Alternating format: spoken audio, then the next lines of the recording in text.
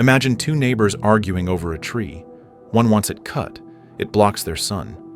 The other loves it for shade and birds. They both believe they are right. Morality, what we think is good or bad, becomes their battlefield. This is where someone playing a deeper game might smile. Not to do evil, but to understand how powerful the appearance of good or the accusation of bad truly is. Winning isn't always about being stronger or smarter. Sometimes it's about controlling the moral high ground. Think of it like this. Morality isn't just a rule book. It's a powerful tool people can use, sometimes twist, to get their way. This isn't about becoming a villain. It's about recognizing the game being played around you, often with morals as the pieces. Niccolò Machiavelli, the shrewd Italian thinker from centuries ago, famously observed rulers and realized that seeming virtuous, honest, and religious was often far more crucial for keeping power and stability than actually being those things all the time, especially if strict virtue got in the way of necessary, if harsh, actions. He looked at the messy reality of power, not the idealistic picture people painted. In our everyday lives, arguing with a partner, negotiating a raise, pushing for a project at work, even debating politics online, the same principle often applies. Winning influence, getting your way, or defeating an opponent frequently involves shaping the situation so that your position looks morally superior, even unquestionably right, and the other side looks morally shaky, selfish, or downright wrong. It's about making your desired outcome seem not just beneficial, but righteous, and making resistance to it seem not just inconvenient, but immoral. How do people actually pull this off? It's rarely a grand evil master plan. More often it's subtle, using common human feelings about right and wrong. The battle is won or lost on which moral frame sticks in people's minds. Politicians are masters of this. A proposal to increase military spending? Frame A. Investing in our brave men and women in uniform, keeping our nation safe from growing threats. Weakness invites aggression. Moral, patriotism, protecting citizens. Frame B. Pouring billions more into weapons while veterans sleep on the streets and schools crumble.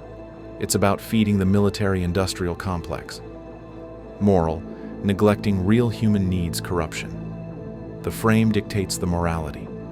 In a family argument, a teenager wanting the car might frame it as, "I need to get to my part-time job. I'm trying to be responsible and save for college."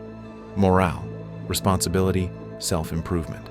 The parent might reframe it as, "You just want to go cruise around with your friends past curfew again, ignoring the rules and worrying us sick." Morale, recklessness, disrespect. The teenager wins if the responsibility frame holds. The parent wins if the recklessness frame wins. Another incredibly potent lever is pressing the guilt button.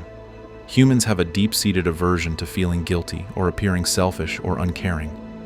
Someone adept at this manipulation knows exactly how to trigger that feeling in others to get compliance.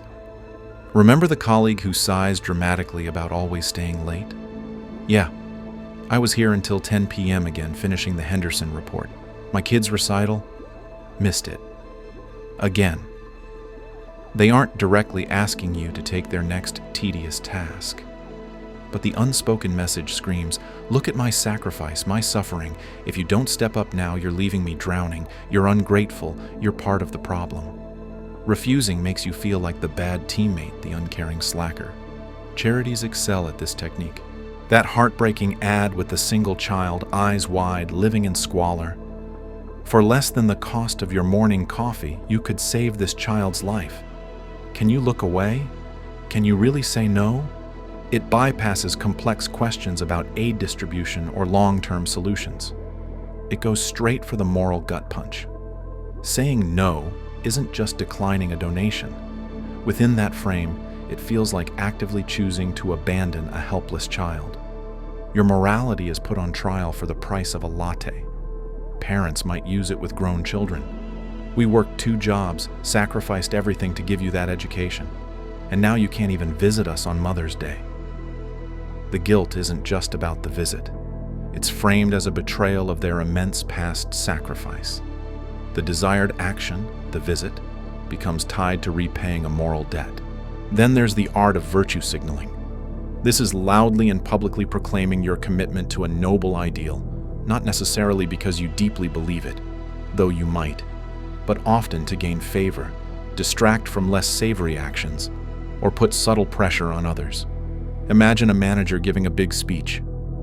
What makes this company special isn't the profits. It's that we're a true family. We support each other. We have each other's backs, no matter what. That's our core value. Sounds wonderful, right? Highly moral.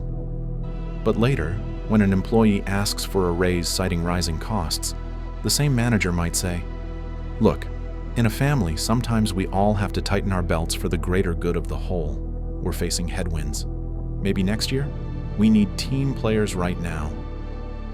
The earlier loud virtue signal, family, creates a powerful context. Questioning the manager now feels like betraying the very family ideal they so passionately championed. Disagreeing seems selfish, not team-spirited. Politicians constantly signal virtues: unwavering patriotism, deep compassion for the poor, absolute fiscal responsibility. They drape themselves in the flag, hug veterans, visit soup kitchens. Yet, they might simultaneously push policies that benefit the wealthy over the poor, or vote for spending that blows up the deficit. The virtue signaling acts as a shield. Criticizing their policy? Why do you hate America? Or, do you not care about our brave troops? Or, are you against helping the needy? The attack isn't on the policy's flaws. It's twisted into an attack on the virtue itself, implying the critic lacks patriotism, compassion, or responsibility. It deflects scrutiny. On social media, someone might loudly proclaim their support for a cause, primarily to gain likes and social approval, creating an image of themselves as morally superior. The signal becomes the point, often more than substantive action. Shifting the blame is a classic defensive and offensive maneuver rooted in moral manipulation. When something goes wrong, the natural instinct is to avoid looking immoral, negligent, selfish, cruel, incompetent. So, the blame gets expertly deflected onto someone else, often by attacking their morals. Take that company polluting the river. When the ugly truth comes out, their PR statement rarely says, "We messed up." Instead, "We deeply regret any environmental impact." However, the real failure lies with decades of inadequate government oversight and chronic underfunding of essential water treatment infrastructure. We urge lawmakers to finally address this critical issue to protect our shared environment. Poof! The company transforms from the primary villain into a concerned citizen, pointing out the true and morally bankrupt culprits, the incompetent, uncaring government. Their own moral failing is diluted. In a personal spat, someone caught spreading nasty gossip might instantly pivot. "Me? I only mentioned it because I'm genuinely worried about Sarah. Have you seen how stressed she looks? Frankly, everyone is talking about it. I was just trying to understand what was going on to help." The immorality of gossiping is reframed as concern, a virtue, and the blame is shifted onto the vague, unaccountable everyone else. The gossiper becomes the worried friend, and anyone calling them out seems insensitive to Sarah's suddenly central plight. Governments do this too. Facing economic hardship, the previous administration left us this disastrous mess. Or, global forces beyond our control are to blame. The moral failure, perceived or real, is moved off their shoulders. Finally, there's the subtle trick of moral licensing. This is the psychological phenomenon where doing something perceived as good gives you or others a kind of invisible pass to do something bad later, with less guilt or less backlash. It's like earning moral credit you can spend. A politician gives a soaring, eloquent speech championing equality and justice. They might even vote for a symbolic but minor supportive measure.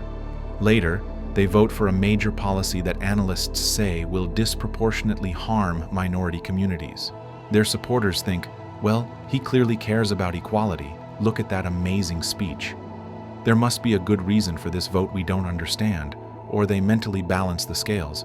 "He did that good thing, so this isn't so bad." The earlier good act creates a shield, making it harder to see or condemn the later bad act as pure immorality. A celebrity makes a huge, very public donation to disaster relief. A week later, they get into a drunken fight at a nightclub. The public reaction is often muted. Yeah, that was bad, but remember how much they gave to charity? They have a good heart. The donation acts as a moral license, softening the judgment of the bad behavior. In everyday life, it's the person who spends Saturday morning volunteering at the animal shelter, then snaps rudely at the barista in the afternoon. In their mind, and sometimes others, the good deed justifies the grumpiness. I'm tired from helping animals all morning. Cut me some slack. Or the boss who makes a point of praising diversity in a meeting, then consistently overlooks qualified women for promotions. The praise becomes the license, making the biased actions seem less intentional or less problematic. He can't be sexist. He talks about diversity all the time. The past virtue obscures the present vice. Understanding these tactics, framing, guilt-tripping, virtue signaling, blame-shifting, moral licensing, isn't about becoming a manipulator yourself. Machiavelli observed the mechanics of power with cool detachment. His goal was understanding survival and control in a brutal world, not necessarily advocating for cruelty for fun. The crucial point here is awareness, morality, our deep desire to be seen as good, decent, fair, and our fear of being seen as bad, selfish, or cruel is a powerful force. And people constantly try to harness that force, to channel that energy, to push their own agendas. That sighing colleague, they're strategically tapping into your sense of fairness and obligation. That company pitching the factory, they're fighting tooth and nail to own the moral narrative of jobs equals good. That politician wrapping every criticism in the flag, they're using the potent symbol of patriotism as armor against dissent. Recognizing these moves allows you to see past the emotional appeal to the underlying game. You can pause and question the frame. Okay, jobs are important, but is that the only thing that matters here? What about the long-term health costs of pollution? What about the lost recreational space? Is this really a simple jobs versus trees choice? You can identify the guilt trip for what it is. I appreciate you stayed late. That was tough. However, my own plate is completely full right now with my assigned tasks. Perhaps this highlights a need for better project planning or resource allocation. You can see through the shiny veneer of virtue signaling. Calling this workplace a family sounds warm, but families support each other practically, including financially when times are tough. Where's the concrete support, like the raise I requested based on market value and my contributions? You can challenge the slick blame shift. Even if government oversight was imperfect, the choice to release those specific chemicals at those levels was made by your company's management. Shifting the focus doesn't change that primary responsibility, and you can spot the moral license being cashed in. Your volunteer work is commendable, truly, but that doesn't make it acceptable to be rude to the service staff here. They deserve basic respect regardless. Morality is powerful fuel in the engine of human interaction. Some individuals and groups will always look for ways to siphon that fuel to power their own engine towards their desired destination. Seeing the machinery, recognizing the levers of framing, guilt, virtue projection, blame deflection, and licensing lets you decide consciously how you want to engage. Do you accept their frame, or do you challenge it? Do you let the guilt trip work, or do you set a boundary? Do you get dazzled by the virtue signal, or do you look for consistent action? This understanding is when Machiavelli might truly crack a knowing smile, not necessarily at the success of the manipulation, but at the clear-eyed understanding of how the game is played. Winning in this context isn't about abandoning your own morals or becoming ruthlessly amoral. It's about protecting yourself. It's about not letting your own powerful sense of right and wrong or other people's skillful appeals to morality be used against you to push you into actions or agreements you don't truly support, simply because you were outmaneuvered on the moral battlefield. The most powerful position isn't necessarily pulling these levers yourself. It's seeing them clearly on the board. You see the frame being constructed, the guilt button being pressed, the virtue flag being waved, the blame being passed, the moral credit being spent. With that vision, you can choose your move. Engage strategically within their frame, dismantle the frame entirely, refuse to play the guilt game, demand substance behind the virtue, hold the real blame accountable, or simply walk away from a rigged game. True strength lies in seeing the levers of morality at play and deciding consciously and with open eyes whether, when, and how you choose to interact with them. That's not manipulation. It's self-defense in the complex arena of human persuasion. Seek wisdom,